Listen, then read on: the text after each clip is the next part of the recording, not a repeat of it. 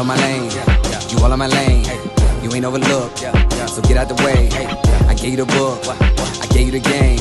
The boy gotta cook, the boy got a flame, Serving in the kitchen like you Nino. Plenty pitching, whipping different flavors like a bistro. Kicking, dipping, flipping, keep it 100 like a C note. Switching, keep it pimping every single place that he go. I got it. Lathan got the flame, Lathan got the flame. Boy, you know the name, get up out the way. Lathan got the flame, Lathan got the flame. Stay up out the kitchen if you ain't the one that's whipping, huh? Hey, yo, Lathan, man, cook them boys up something real quick, man. What's going on, YouTube, and welcome back to my channel. Now today we got the most incredible sous vide ribeye. Now I told you back in my last video when I did the New York strip that ribeye was my favorite recipe. Well, here you go. This is my favorite steak. Favorite steak. But so we're gonna set up the sous vide machine. You can set it up in a Dutch oven, or if you got a Novo sous vide kit, you can use that as well. But I like to use my Dutch oven. Just keep the temperature consistent, even though the sous vide keep the temperature consistent.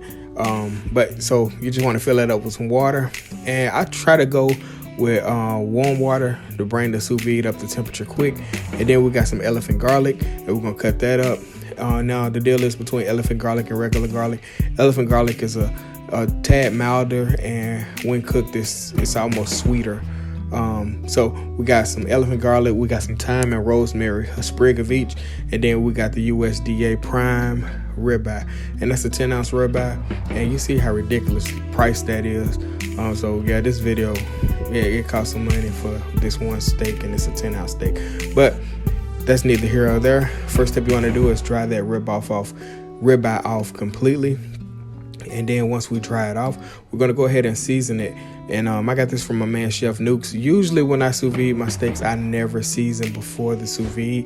But Chef Nukes was like, hey, man, you need to start seasoning before you sous vide. So shout out to bro for that. Thank you for that tip, Chef. But there we go. We season it liberally. And what I noticed with seasoning before the sous vide, we don't have to season it afterwards. But we always finish with some good finishing salt. But yeah, make sure you season it well, because that piece of meat, even though it's 10 ounces, can take a lot of salt, especially since you just seasoning the outer and not the interior. You season the exterior. So once we get that thing seasoned, we're gonna go ahead and place our elephant garlic on there, and then we're gonna place the thyme and rosemary on there as well, and then we're gonna go ahead and vacuum seal it. Now if you don't have a vacuum sealer, you can just use the water to vacuum seal it that way. But if you get your vacuum sealer or a food saver, this will be really easy. So I'm just measuring out the bag, see it's the right size, and then I'm sealing the bottom, and then I'm gonna go ahead and place the ribeye inside that bag, and then we're gonna go ahead and dry it out and seal it completely. And once we get that done, we can go ahead and submerge it into our sous vide water bath. So you see everything is sealed off really well. And now we're gonna go ahead and pop it into our sous vide water bath. And the sous vide is at temp now, and you'll see that here in a second. I'll show you the temperature.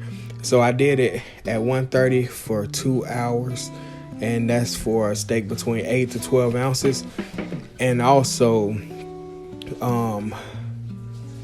I just let it go. And I don't have sous vide weights, so I always use a meat mallet just to hold my steak down. But there you see the recipe right there, 130 degrees, and it went for 2 hours. And I just stopped the Novo,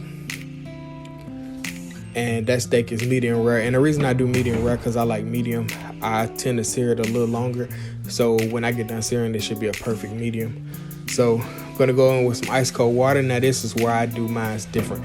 I take my steak and I shock it cold, because it's a lot easier to get a good crusty exterior once the outside of the steak is cooled completely.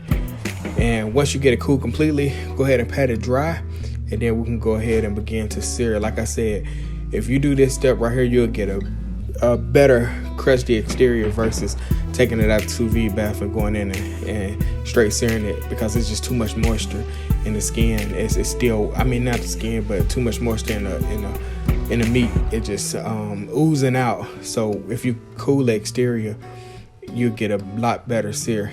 And also I'm using a regular saute skillet, because a lot of people said in my last video, what if we don't have a cast iron skillet to make the steak, and I'm showing you can make it in any skillet. And you see how good and crusty that is, and that's because we cooled the exterior down. So yeah, that's a good tip right there. I suggest you do that, or you won't get that good crusty exterior that you're looking for. But then we're gonna go in with our butter, and then we're gonna go in with another sprig of rosemary, and then followed by 2 sprigs of thyme and some more elephant garlic. And then we're gonna go ahead and baste this thing down. And look at that butter base. So last video, I didn't really baste because the camera angles was thrown off.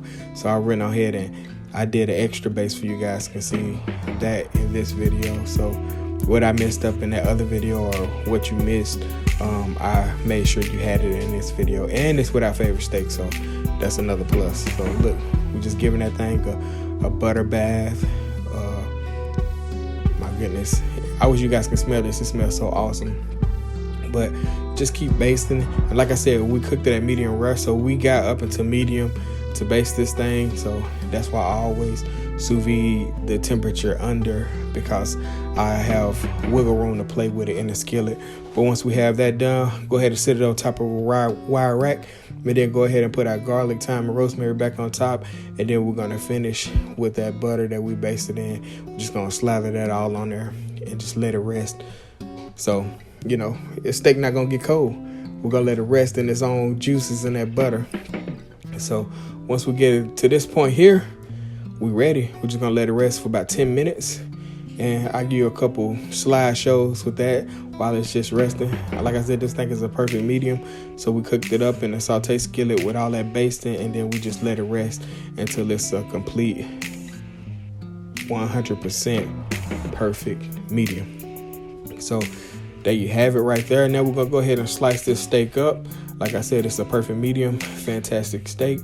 And there you go. Go ahead and slice it up. And also, you remember we made the compound butter 2 videos ago or 3 videos ago. That same butter is what we're gonna use to finish this steak with. So make sure you go check out that video. I'll link it down below so you can see how to make that fantastic compound butter. But look at that. Like I said, this is a perfect medium. It's so good, moist, juicy, tender, delicious. This is an incredible ribeye. So if you follow all these steps, man, you can get your ribeye to be just like this. And let me show y'all a little sneak peek so you can actually see on that temperature that we're working with. Like I said, medium from edge to edge. And that's the cool thing about the sous vide. It just gives you a precise temperature where you don't have to continue to poke your steak or to stick in a probe. It just gives you a completely wonderful steak without having to babysit it. And so we got our compound butter on there. Compound butter is melted because of the heat of the exterior of the steak.